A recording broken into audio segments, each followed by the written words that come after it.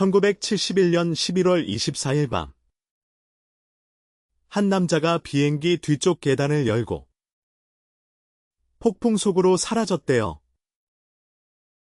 손에는 $20 지폐로 가득 찬 돈가방, 등에 맨 건 낙하산 하나, 아래는 어둡고 차가운 숲, 그리고 비였습니다. 그 남자는 다시는 발견되지 않았다고 합니다. 시신도 없고, 낙하산도 없고, 결정적인 흔적도 없었대요. 남은 건 이름 하나뿐이었습니다. 그런데 더 이상한 건, 이 남자가 사라진 뒤 9년이 지난 어느 날, 강가 모래 속에서 낡은 지폐 다발이 발견됐다는 겁니다. 실제 납치범에게 건넸던 몸값 일부였대요. 돈은 돌아왔는데 사람은 끝내 돌아오지 않았습니다. FBI가 수십 년 동안 추적했지만 아무도 그가 누구였는지 밝혀내지 못했다고 합니다. 이 사건은 아직도 미해결입니다. 지금부터 제가 말씀드리는 건 전부 실화입니다. 한 남자가 평범한 승객처럼 비행기에 올라탔고 조용히 담배를 피우며 버번을 마셨고 옆자리 승무원에게 쪽지 한 장을 건넸대요. 처음엔 장난인 줄 알고 무시하려 했다고 합니다. 그러자 남자는 낮은 목소리로 이렇게 말했다고 해요. 그 쪽지 보는 게 좋을 겁니다. 나한테 폭탄이 있으니까요. 그리고 몇 시간 뒤, 승객들은 모두 풀려났고, 비행기는 다시 어둠 속으로 떠올랐습니다. 조종석 뒤쪽에는 돈가방과 낙하산, 그리고 정체를 알 수 없는 남자 하나가 남아 있었대요. 이제 이야기를 되감아 보겠습니다. 대체 그는 누구였을까요? 그리고 어떻게 하늘에서 증발할 수 있었을까요? 배경과 맥락 1971년 11월 24일 추수감사절 전날 오후였다고 합니다. 미국 오리건주 포틀랜드 국제공항에서 한 남자가 노스웨스트 오리엔트 항공 305 편에 올랐어요. 목적지는 워싱턴주 시애틀. 비행 시간은 고작 30분 남짓이었죠. 그는 검은 정장에 흰 셔츠, 가느다란 검은 넥타이를 메고 있었고 이름은 댄 쿠퍼라고 적었다고 합니다. 우리가 아는 D.B. 쿠퍼라는 이름은 나중에 언론 보도 과정에서 잘못 퍼진 이름이었대요. 그는 보잉 727-100 기종의 뒷좌석 쪽에 앉았습니다. 조용히 담배를 피우고 버번 위스키에 소다를 주문했다고 하죠. 이상할 만큼 평범한 승객이었는데 비행기가 이륙한 뒤 그는 승무원 플로렌스 샤프너에게 쪽지를 건넵니다. 처음에 그녀는 전화번호를 건넨 남자라고 생각해서 쪽지를 그냥 가방에 넣었다고 해요.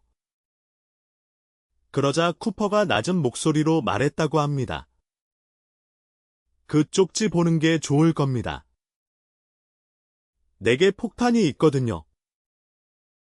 그가 들고 있던 가방 안에는 빨간 막대와 전선, 배터리처럼 보이는 물건들이 있었다고 합니다. 쿠퍼는 $20 지폐로 $20만 달러, 낙하산 4개, 그리고 시애틀 공항에 연료 트럭을 준비하라고 요구했어요. 여기서 이상한 점이 하나 있습니다. 왜 낙하산을 4개나 요구했을까요?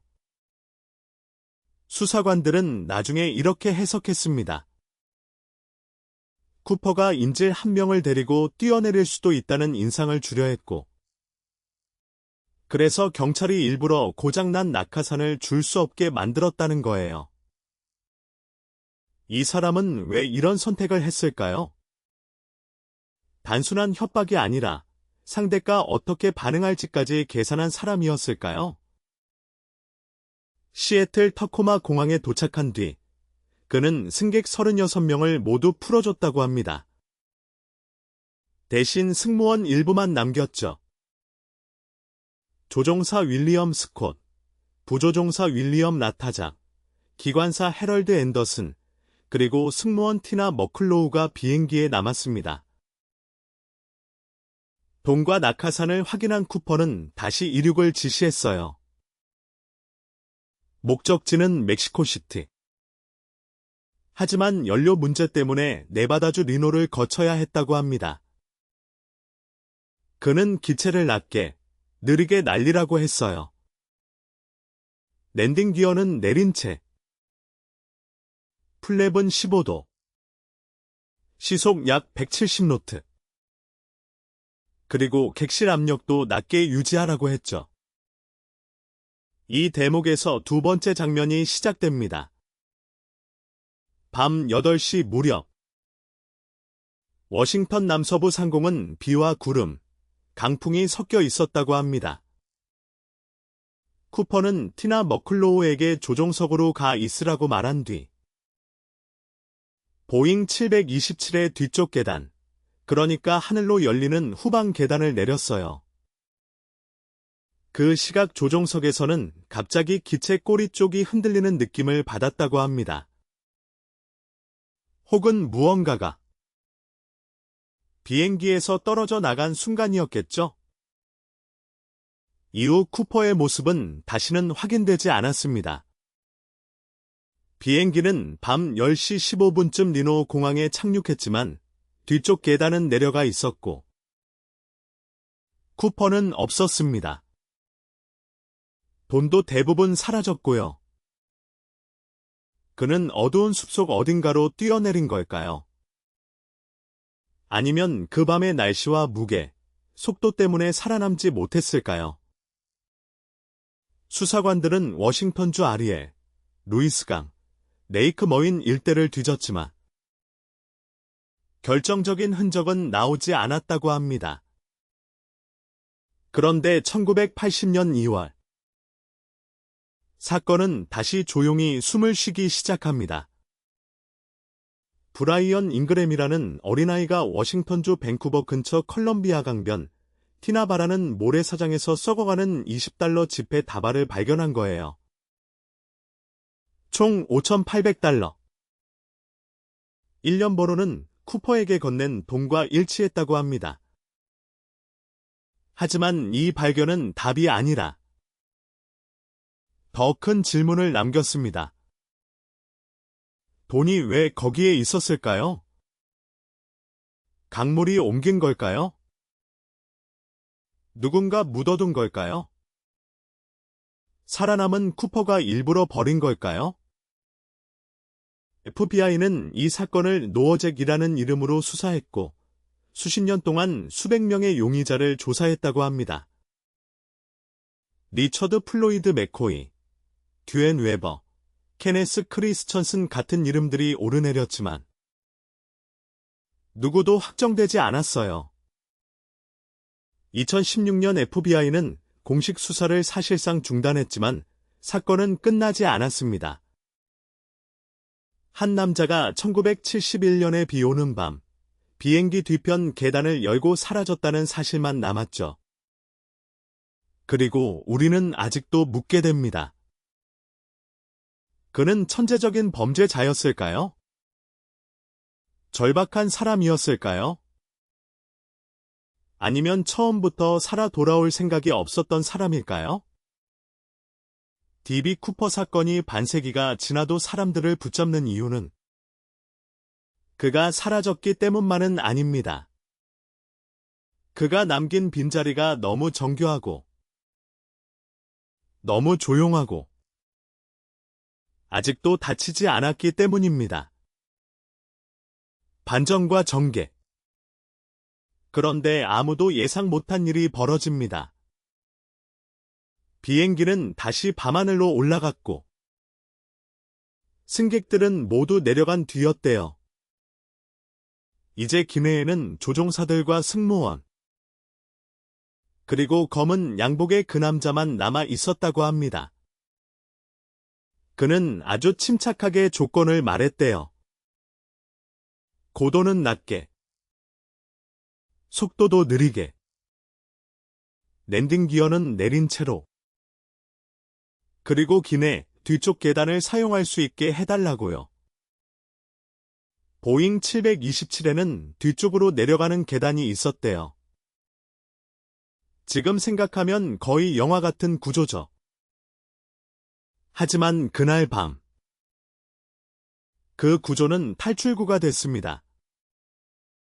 승무원 티나 머클로는 마지막으로 그 남자를 가까이서 본 사람 중 한 명이었다고 합니다. 그는 불안해 보이지 않았대요. 술잔을 앞에 두고, 담배를 피우고, 필요한 말만 낫게 했다고 해요. 마치 이 모든 장면을 오래전부터 머릿속으로 연습해온 사람처럼요.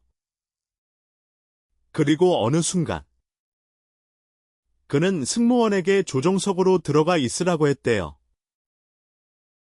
그 뒤로 객실은 조용해졌습니다. 엔진 소리만 낮게 깔리고, 비행기는 비와 바람 속을 지나가고 있었죠. 조종석 계기와 기체의 움직임에 이상한 흔들림이 느껴졌다고 합니다. 뒤쪽 계단에 무게가 실렸다가 갑자기 사라지는 듯한 느낌이었다고 해요. 그 순간이었을 겁니다. D.B. 쿠퍼가 낙하산을 메고 어둡고 차가운 밤하늘 속으로 뛰어내린 순간 말이에요. 아무도 그 장면을 직접 보지 못했습니다. 문이 열리는 소리도, 뛰어내리는 모습도, 마지막 표정도 남아있지 않아요. 그저 흔들림 하나. 그리고 사라진 남자만 남았다고 합니다. 수사관들은 곧바로 추적을 시작했대요. 하지만 놀라운 건 그가 뛰어내린 곳조차 정확히 알 수 없었다는 겁니다. 당시 비행기는 워싱턴주 상공을 지나고 있었고, 밖은 어두웠고, 비까지 내렸다고 해요. 아래에는 숲과 강, 산악 지형이 이어져 있었다고 합니다. 더 이상한 점도 있었어요. 그가 받은 낙하산 중 하나는 조작이 쉽지 않은 장비였다고 하고, 그가 입고 있던 옷도 거친 야간 낙하에 맞는 복장은 아니었다고 합니다. 그리고 거센 바람. 그래서 많은 사람들은 말했대요. 그는 죽었을 것이다. 살아남기엔 조건이 너무 나빴다고요. 하지만 시신도, 돈가방도 발견되지 않았습니다. 마치 하늘이 그를 삼켜버린 것처럼요. 그리고 시간이 흐릅니다. 며칠이 지나고, 몇 달이 지나고, 수색은 점점 식어갔대요. 숲을 뒤지고, 강을 따라 조사하고, 의심스러운 사람들을 불러 조사했지만, 결정적인 증거는 나오지 않았다고 합니다. 그가 남긴 건 검은 넥타이 하나와 넥타이 핀, 그리고 몇 가지 흐릿한 기억뿐이었대요. 그런데 사건이 거의 전설처럼 굳어져 가던 1980년. 또 한 번 아무도 예상 못한 일이 벌어집니다. 한 어린 소년이 가족과 함께 컬럼비아강 근처 모래사장에서 놀고 있었대요. 이름은 브라이언 잉그램. 그는 모래 속에서 썩어가던 지폐, 뭉치를 발견했다고 합니다. 처음엔 그냥 오래된 돈인 줄 알았겠죠? 그런데 확인해 보니 그 돈의 일련 번호가 DB 쿠퍼에게 건네졌던 몸값과 일치했대요. 액수는 $5,800. 전부는 아니었습니다. 20만 달러 중 아주 작은 일부였죠. 이 발견은 사건을 끝내기는커녕 더 깊은 미궁으로 밀어 넣었습니다. 왜 돈이 거기 있었을까요? 쿠퍼가 그 근처에 떨어졌던 걸까요?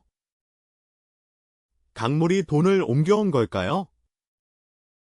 아니면 누군가 일부러 묻어둔 걸까요? 돈은 묶음 형태를 어느 정도 유지하고 있었다고 합니다.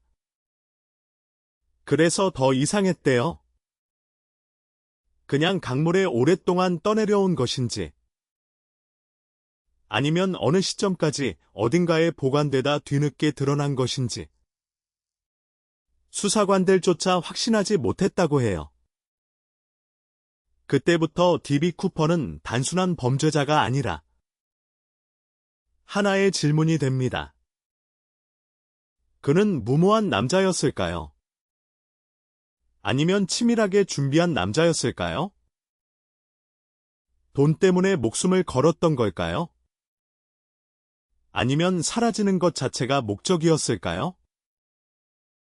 이 사건이 오래도록 사람들 마음을 붙잡는 이유는 어쩌면 범인이 잡히지 않아서만은 아닐 겁니다. 그는 누군가에게는 대담한 탈주자로 보였고, 또 누군가에게는 절망 끝에 모든 걸 건 사람처럼 보였대요. 물론 그가 한 일은 분명 범죄입니다. 사람들을 공포에 몰아넣었고, 비행기를 납치했고, 돈을 요구했죠. 그런데도 이상하게 사람들은 그 마지막 순간을 자꾸 상상하게 됩니다. 차가운 바람. 아래로는 아무것도 보이지 않는 어둠. 그 남자는 그 계단 끝에서 잠깐 멈췄을까요? 뒤돌아봤을까요? 아니면 처음부터 끝까지 흔들림 없이 뛰어내렸을까요? 50년이 넘도록 그 대답은 아직도 돌아오지 않고 있습니다. 클라이맥스. 두 번째 반전은 여기서 시작됐다고 합니다. 사람들은 오랫동안 이렇게 믿었대요. DB 쿠퍼는 완벽하게 계산한 남자였다. 비행기 구조를 알고 있었고, 군용 낙하 경험도 있었고, 어둠과 폭풍을 이용해 사라질 줄 아는 사람이었다고요. 시간이 지나면서 수사관들이 마주한 건 천재적인 계획의 흔적이 아니라 이상할 만큼 엉성한 빈칸들이었다고 합니다. 그는 자신이 어디로 뛰어내릴지 정확히 통제하지 못했대요. 비가 내렸고, 아래는 숲과 강과 산분이었고, 그가 입은 건 점잖은 정장과 구두였다고 합니다. 그리고 몸에 묶은 돈 가방. 당시 돈으로 20만 달러. 지금 가치로는 훨씬 더 큰 돈이었죠. 하지만 그 돈은 낙하산 점프를 위해 만들어진 장비가 아니었다고 합니다. 바람을 맞으면 흔들리고, 몸을 잡아당기고, 어딘가에 걸리면 그대로 생명을 빼앗을 수도 있는 짐이었대요. 그런데 쿠퍼는 그걸 안고 뛰어내렸습니다. 그리고 9년이 흘렀습니다. 컬럼비아 강변, 티나 바라는 모래톱에서 한 소년이 가족과 함께 놀다가 모래 속에 묻힌 낡은 지폐 뭉치를 발견했다고 합니다. 20달러짜리 지폐들. 강물과 시간에 잠식된 돈. 그런데 그 일련 번호가 쿠퍼에게 건넨 몸값과 일치했대요. 사건은 다시 살아났습니다. 왜냐하면 이 돈은 D.B. 쿠퍼 사건에서 발견된 거의 유일한 진짜 물증이었기 때문입니다. 그런데 이상했대요. 돈이 발견됐다면 그는 죽은 걸까요? 만약 뛰어내리다 사고를 당했다면 왜 시신은 없었을까요? 왜 낙하산도 나머지 돈도 발견되지 않았을까요? 그가 살아남았다면 왜 돈을 쓰지 않았을까요? 왜 20만 달러 중 고작 몇 묶음만 강가 모래 속에 남겨졌을까요? 더 무서운 건 그 돈이 발견된 위치가 수사관들이 예상했던 낙하 지점과도 딱 맞지 않았다는 점이었다고 합니다. 그러니까 이 사건은 실마리가 나올수록 더 선명해진 게 아니라 오히려 더 깊은 안개 속으로 들어갔던 거예요. 사람들은 쿠퍼가 사라진 이유를 찾았습니다. 군인이었기 때문에, 항공사 직원이었기 때문에, 회의와 관련이 있었기 때문에, 혹은 애초에 자신의 죽음을 위장했기 때문에, 결국 진짜 이유는 이것이었습니다. D.B. 쿠퍼가 완벽해서가 아니라 그날 밤 모든 것이 너무 불완전했기 때문입니다. 비행기의 속도도, 조종석이 추정한 위치도, 수사관들이 그린 낙하지도 모두 약간씩 흔들리고 있었대요. 그 작은 오차들이 겹치면 한 사람은 지도 위의 점에서 사라지고 수색 때는 완전히 다른 숲을 뒤지게 됩니다. 쿠퍼는 완벽한 범죄자가 아니었을지도 모릅니다. 가장 나쁜 날씨와 가장 어두운 밤과 가장 불확실한 계산 속으로 뛰어든 사람이었을 뿐인지도 모른다고 합니다. 그래서 더 섬뜩한 겁니다. 우리가 아는 D.B. 쿠퍼는 치밀한 궤도가 아니라 어쩌면 마지막 순간까지 살아남을지 몰랐던 남자였고, 우리가 풀지 못한 미스터리는 그가 어디로 도망쳤느냐가 아니라 그가 정말로 땅에 닿았느냐는 질문일지도 모릅니다. 그리고 지금도 그 답은 없습니다. 낡은 선글라스의 이미지, 기내에서 조용히 담배를 피우던 남자, 스튜어디스에게 폭탄을 보여줬다는 낮은 목소리, 그리고 강가 모래 속에서 썩어가던 20달러 지폐들 뿐입니다. D.B. 쿠퍼는 사라졌습니다. 하지만 어쩌면 그는 도망친 게 아닐지도 모릅니다. 그날 밤의 어둠이 그를 먼저 가져가 버린 것일지도 모릅니다. 마무리. 지금 우리는 비행기에 타기 전 신분증을 확인하고 공항 곳곳의 카메라와 기록속을 지나가죠.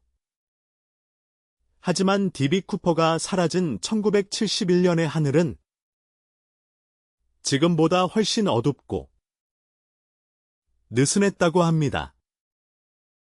그는 이름도 마지막 착지 지점도 남기지 않은 채 20만 달러와 함께 밤비 속으로 뛰어내렸대요. 그리고 반세기가 훌쩍 지난 지금까지도 그가 땅에 닿았는지, 강물에 삼켜졌는지, 아니면 조용히 다른 이름으로 늙어갔는지 아무도 확실히 말하지 못합니다.